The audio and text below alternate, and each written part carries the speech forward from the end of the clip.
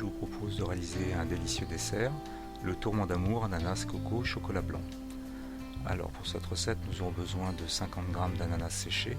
Alors préférez plutôt l'ananas séché en tranches au cube des mélanges apéritifs, puisque ceux-ci ont généralement moins de goût.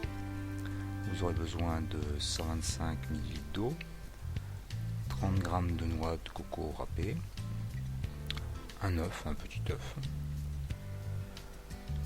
un sachet de sucre vanillé, 30 g de farine de blé, farine de froment, et 50 g de chocolat blanc ainsi que de feuilles de pâte filo. Donc la pâte filo, je vous rappelle, vous la trouvez au rayon pâte à tarte des grandes surfaces. Alors cette recette fait pour 6 personnes, 6 petites barres, c'est un moule à tarte d'environ 20 cm de diamètre. Alors pour commencer, vous allez couper à l'aide d'un couteau au robot les tranches d'ananas en petits cubes. Vous allez mettre ces cubes dans une petite casserole, vous ajoutez l'eau et vous allez faire cuire le tout à couvert environ 10 minutes à petit feu. Le but est d'obtenir une compote d'ananas assez grossière avec des morceaux. C'est plus agréable d'avoir ces petits morceaux sous la dent lorsqu'on mange ce dessert. Vous ajoutez la noix de coco râpée, le sucre vanillé, vous mélangez bien l'ensemble et vous couvrez, puis vous laissez refroidir de côté. Alors maintenant nous allons nous occuper de la pâte filo. Donc vous prenez 2 feuilles de pâte filo, vous les pliez en deux et à l'aide d'un couteau vous allez couper ces feuilles de façon à obtenir 4 rectangles de pâte. Dans le moule vous allez mettre chaque couche en les croisant. Alors faites attention avec vos doigts à ne pas déchirer la pâte filo, c'est assez fragile. À l'aide d'une paire de ciseaux, vous allez couper l'excédent de pâte.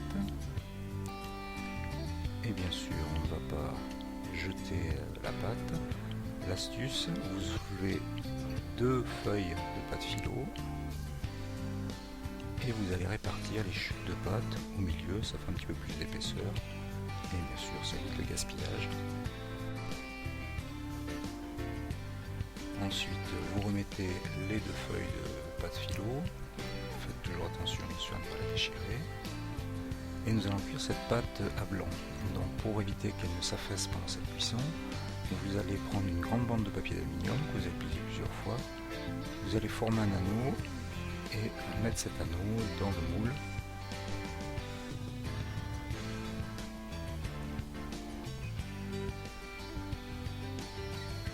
Voilà, le montage est fait.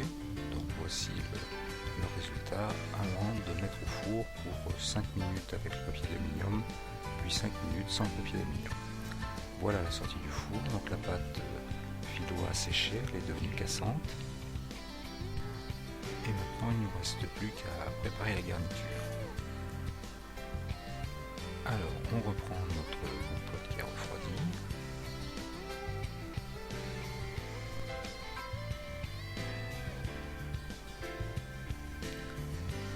On va y ajouter l'œuf, préalablement battu dans un petit récipient.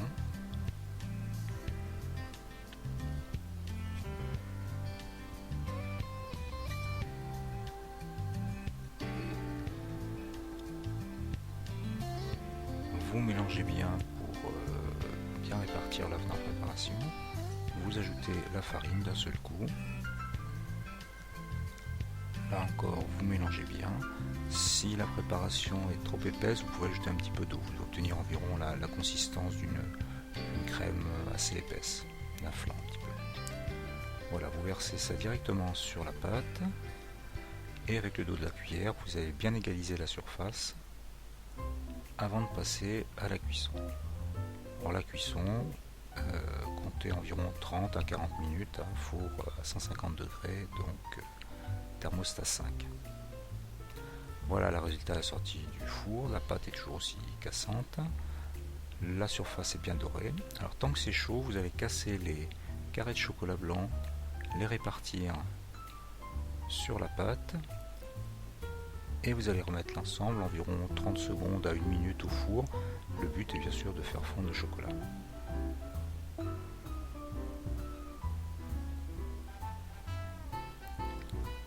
à la sortie du four. Alors là c'est très important, il faut démouler sur une grille. Si vous ne faites pas cela, la condensation qui va se produire pendant le refroidissement du gâteau va faire que la pâte va ramollir, vous aurez une pâte en dessous qui ne sera plus croustillante mais toute molle, c'est beaucoup moins agréable. Une fois que vous l'avez démoulé, vous allez toujours avec le dos d'une cuillère étaler le chocolat blanc qui a fondu sur la surface du gâteau. Une fois le chocolat étalé, il ne vous reste plus qu'à laisser refroidir le gâteau avant de le mettre une bonne heure au réfrigérateur pour que le chocolat durcisse. Bon appétit!